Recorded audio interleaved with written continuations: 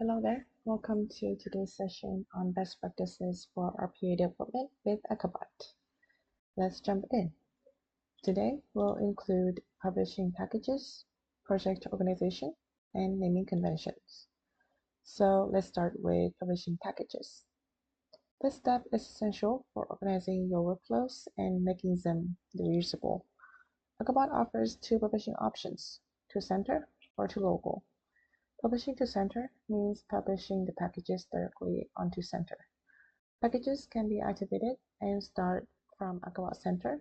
This will be unavailable if the center is disconnected from the agent. Publishing to local means publishing packages to local folder. Packages will be stored at local app data folder, akaBot, packages, and studio. This will be available for even machines even with no connection to center from agent. So publishing to center is great for team collaborations. Your packages is accessible to everyone, providing there's a connection to akaBot Center. On the other hand, publishing to local saves the packages to your computer, making it available even offline. So think about it.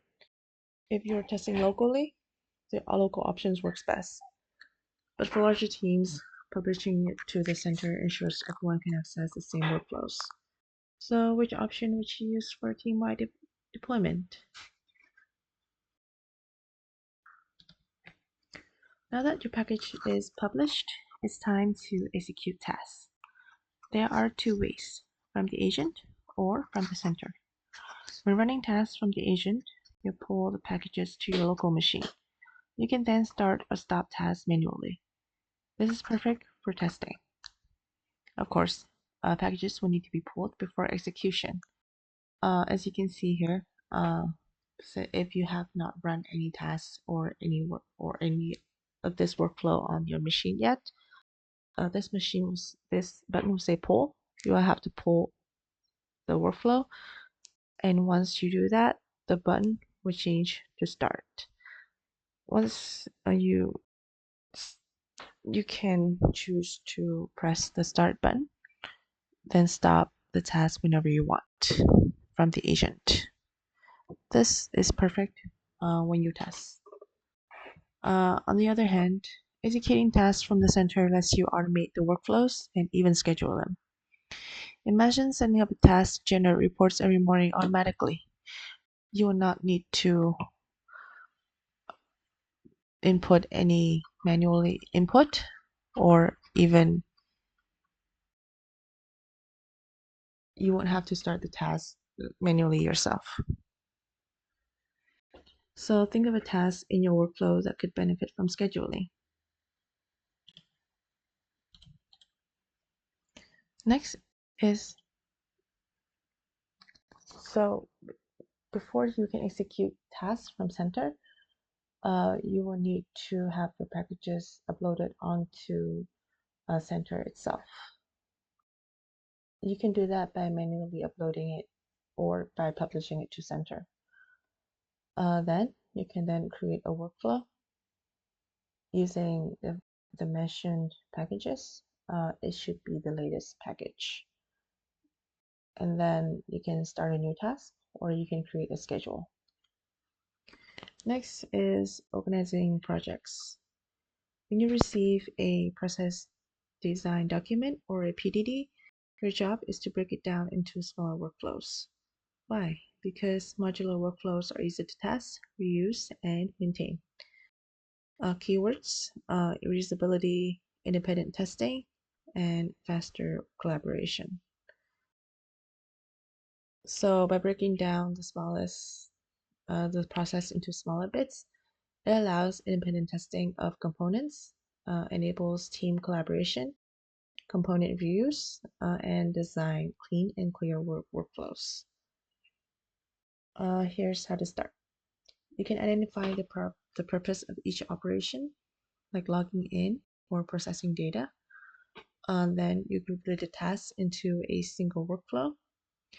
And lastly, you check for reusability. Could another project or team member benefit from this workflow, or even another process from this client? or even the same process, but in a different part or step. So let's pause here. Let's take a moment to think about a project you are working on. How would you break it into smaller workflows? For handling data, breaking down the process will have effects on how data is handled. To pass data between workflows, arguments are used instead of variables. Essentially, as learned in previous videos, arguments is similar to variables. It contains data value of the same data type. However, while variables are only valid within one workflow or one project, arguments help transfer data value across workflows. Managing package for using packages that are uploaded onto Marketplace, you can use Package Manager. This option will show all the packages that have been uploaded online or even locally on your computer, but you have not installed it into your akaBot center or akaBot Studio yet. Or it will also show the most updated versions of each activity, which you can also use to update your activity as well. Next, let's talk about naming conventions. Clear and consistent naming convention is a lifesaver when working in teams. So why do you need naming convention? It will allow other developers from the same team to easily understand what the workflow is about, what data is being used, and act quickly in times of need.